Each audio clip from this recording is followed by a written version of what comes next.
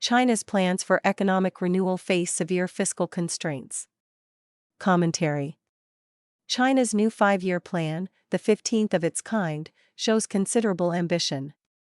With an ongoing property crisis, deflation at both consumer and producer levels, an unresponsive consumer sector, and questions about the ability to sustain export growth to the global south, the country's economy certainly needs help. Indeed, there is reason to believe that the 5-year plan, for all its ambition, lacks sufficient support to deal with the country's economic needs, especially since fiscal constraints, both at the central and local government levels, will limit what Beijing can do. Much media attention on the new 5-year plan focuses on its stimulative efforts. The revenue side of the central government's ledger has received almost no media attention, but it nonetheless exists and is constraining. For years now, outlays, at both the central and local government levels, have surpassed revenues, and ever-widening deficits have accumulated. While this is true of many other counties, China's problem is different and most telling. The budget deficits have arisen less because of lavish spending than because revenue growth has slowed, and markedly so. The not-too-distant past looked very different. Government revenues had soared in the 20-teens, when China's economy was growing fast, and both businesses and people were becoming increasingly prosperous. Between 2009 and 2019, overall revenues across all government levels grew by 12% annually, effectively doubling every 6 years. Both Beijing and local governments had ample resources to fund all sorts of development and growth-enhancing projects. It is little wonder that during those years, Beijing seemed to have the power to advance in several directions at once. But since 2020, things have turned darker. Of course, revenues suffered during the pandemic of 2020, but afterward they never came back.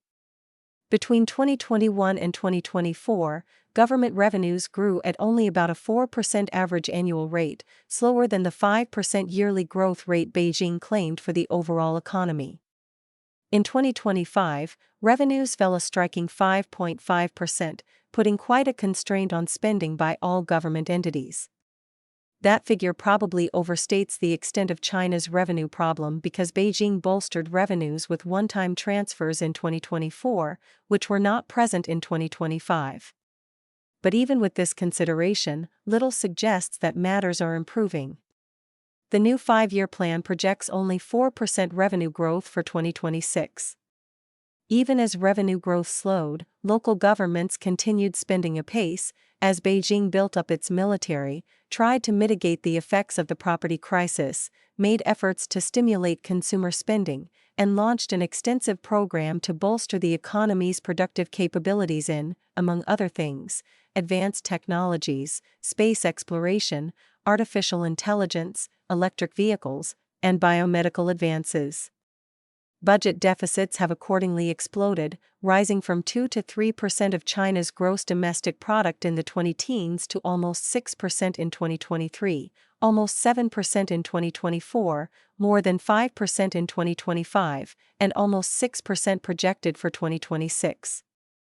Given the revenue shortfall of recent years and the consequent deficit pressure, it is understandable that Beijing has shown reluctance to implement the level of fiscal stimulus the economy clearly needed.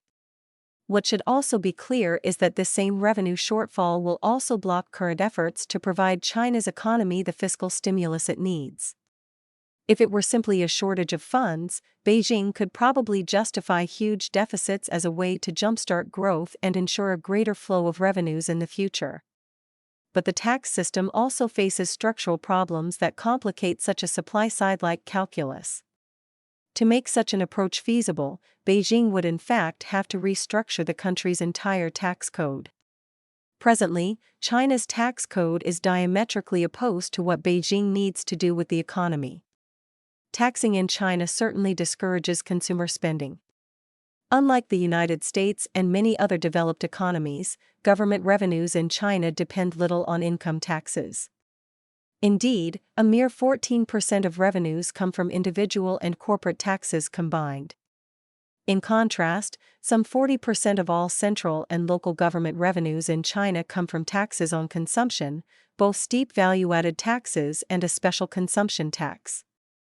To boost consumer spending, as the economy needs and Beijing has acknowledged, the whole tax code would need to be adjusted. Even China's authoritarian regime would have a hard time doing that, not the least because it would involve raising income taxes to replace the revenues lost to downward adjustments in consumption taxes. Nor is it likely that China will see much of a rise in gains from property sales, what the budget calls other taxes, and which still accounts for 15% of the entire revenue take. Aside from the economy's immediate needs, China's tax code looks strange indeed for a country governed by a communist ideology and an almost sentimental focus on the working masses. Whereas income taxes can be made highly progressive, as they are in the United States, and so take the lion's share of government revenues from high-income people, consumption taxes relieve the wealthy, who tend to spend only a portion of their income, and burden working men and women, who frequently need to consume everything they make. From another perspective, however, China's tax structure is perhaps not so strange. The authoritarian regime, whatever it says, fundamentally wants to hold back consumer demand so that more of the country's resources are at the regime's disposal. Clearly, the revenue shortfall shows that this is not working, but that does not mean Beijing aimed for this result when it structured the tax code in the first place. This last explanation argues that Beijing is unlikely to restructure its code and will therefore continue to struggle with revenue problems.